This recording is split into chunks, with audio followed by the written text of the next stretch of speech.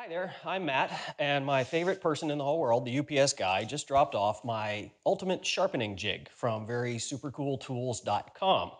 I'm going to take you through the unboxing of this, and then I'm going to get into exactly what my first impressions are and whether it is worth paying for just about the most expensive sharpening jig you can buy. So, like all good things, it comes in plain brown packaging. Doesn't appear to have sustained any damage, although with a tool like this, what the heck could happen to it? Inside the box, we find a thank you note and some instructions right here on the top. Pictures are even in color, and the whole thing is in English. Gotta love buying stuff made in the USA. And we find the bad news. How much did we have to pay for this thing? Foam, more foam, and finally, voila, the ultimate sharpening jig. A little bit of more foam. Let's get rid of that. It's really solid, really solid. There doesn't appear to be anything loose that's not supposed to be loose. There are no scratches on it. It is exactly what you would expect from a premium handmade tool, jig, or anything like that. So first impressions are extremely good. Let's put it to work and see how it does. It's time to put a tool in the jig and do some sharpening. See how I like this thing in practice. I gotta warn you though, if you're expecting a good sharpening video, you're in the wrong place. I don't consider myself an expert on sharpening. I barely consider myself a woodworker, just a guy that bangs some stuff out in his garage.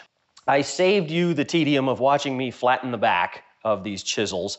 They're pretty shiny. You can't see it on the video, but I polished them up to 800 grit on wet dry paper. But there's a nice little burr on the front of these. We're gonna see if we can take that off with the jig and with the stones. If I've read the directions and understand this correctly, getting a chisel into this jig should be a relatively simple affair. So the first step is to make sure we've got enough room underneath here. And then the chisel goes in, bevel down. Now the first thing we have to determine is how far do we want this stick out to be? There isn't necessarily an optimum stick out for this thing. Essentially, you don't want it sticking way out the full length of the chisel. That's unnecessary. But it needs to be far enough out that the back of the jig won't contact the stone while you're sharpening. I'm gonna go with about that much for a stick out.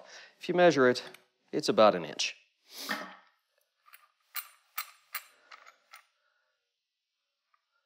I'm going to tighten this down just enough so that the chisel doesn't fall out. If you don't do this step, then it requires 3 hands to work the jig. One to hold the chisel, one to hold your square, which is the next step to make sure this thing is in here right, and one to tighten the knob. Getting the chisel square to the jig is a fairly important step. I don't know that the front of this chisel is square right now. So I'm going to rely on my tool and the jig to get myself lined up so I can put a perfectly square edge on the chisel. So there we go. We're all lined up. I should probably have a better square for this, but I don't, such is life. So there you go. That's pretty square right there. I have to tighten this down quite a bit more so that the chisel doesn't move around while I grind it on the stones. One of the things I really like about this jig is that the design of this front bracket puts pressure square down on the back of the chisel. So I can crank this up now so that I'm sure it's not going anywhere while I grind it against the diamonds. And I know that my chisel hasn't gone out of whack. I'll check it again here. We'll check it against the sides of the jig just to make sure. Yeah, and we're in good shape. Now that the chisel is in the jig, we're ready to set it down on the stone, set the bevel angle, and start ripping off some metal. I only have 3 grits of the DMT diamond stones. I have coarse, fine, and extra fine. That is probably not going to put a razor edge on anything, much less terrible chisels like these. But it should be enough for me to get a feel for what it's like working with the jig and adjusting it and going through the grits, just kind of the workflow of using the whole thing. So we're going to start with the coarse, obviously. And step one is to take our jig with the chisel in it and to set the angle for the bevel on the front. As far as I can tell, the way you do this is to set the thing down and start cranking up or down until you get to where you want to be. So I'm going to go ahead and plunk this guy down on the stone, get down here at the level of the chisel so I can see what I'm doing. I also have to take off my glasses to see what I'm doing. And look at this guy, and I got pretty lucky, actually. It looks to be really close, and I cannot see any light going through there. So in theory, this is where it needs to be, but I'm going to use the old sharpener's friend, the Sharpie. I swear that's why they're named Sharpie, is just for this job.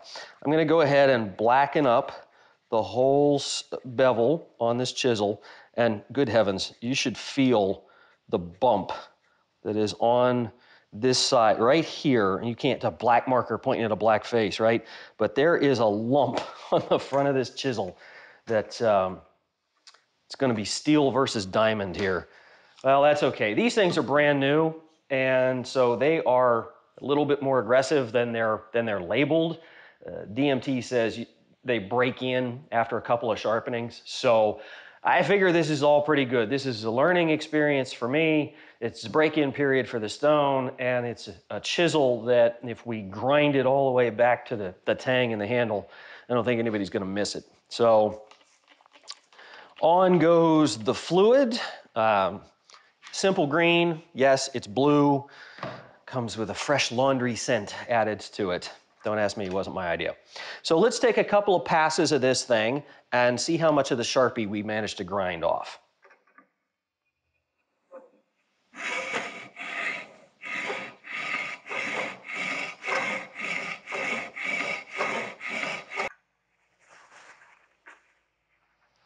Okay, I am almost completely up on the tip of this thing. I do have good even coverage the whole way back and forth, but I need to shallow this out just a little bit and see if I can't get better coverage. So I'm gonna do about a quarter of a turn down, take a couple of more passes.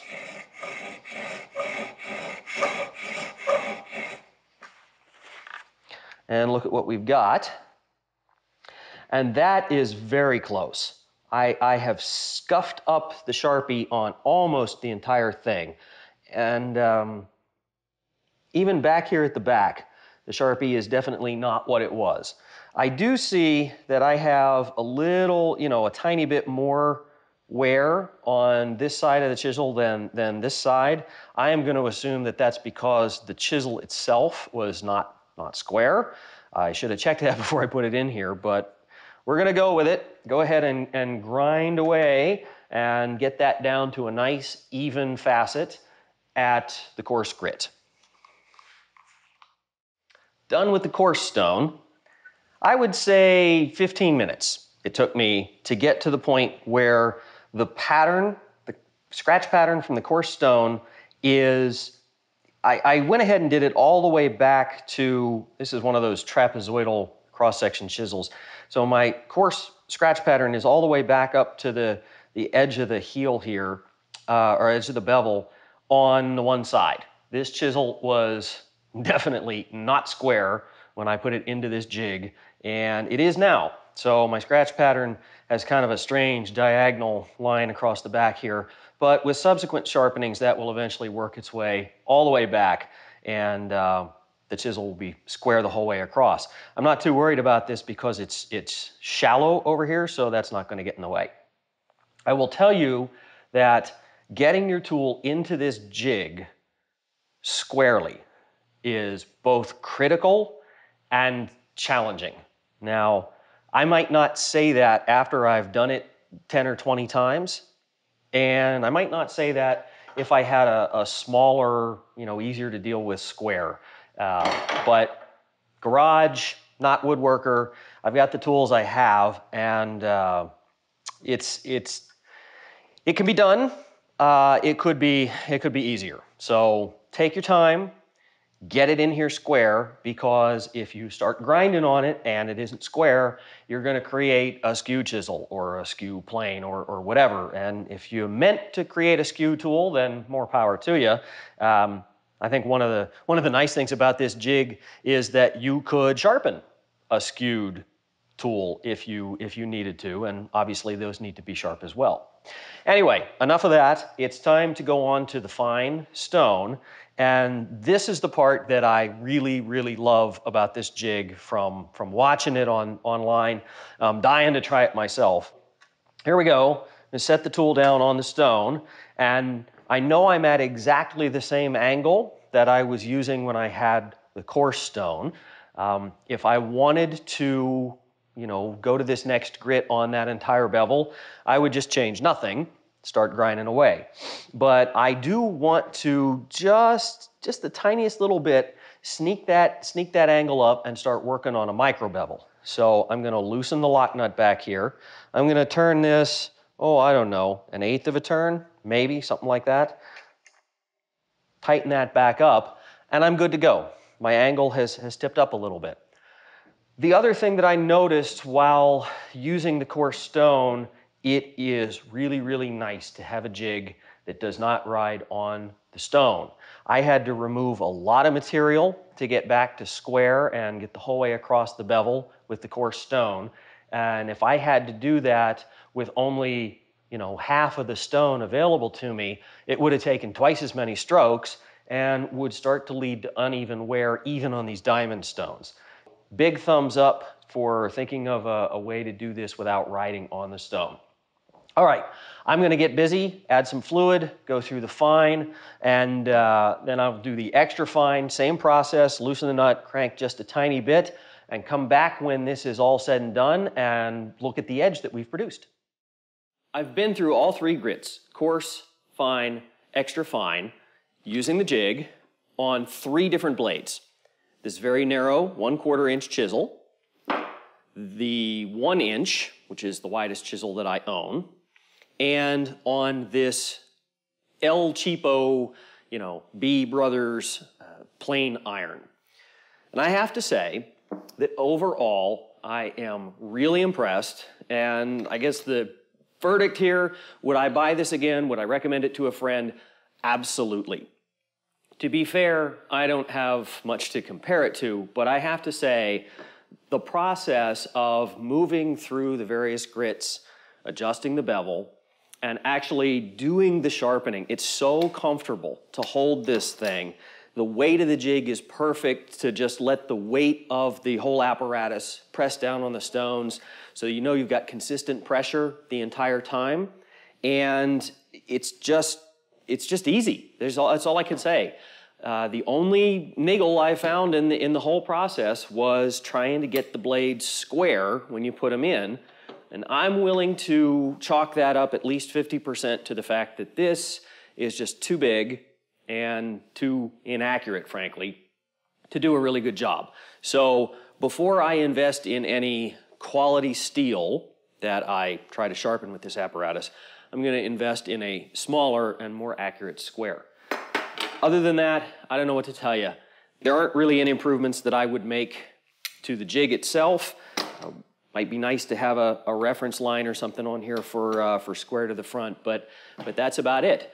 So I'm very happy with the results, even to go so far as to say this ridiculously terrible plane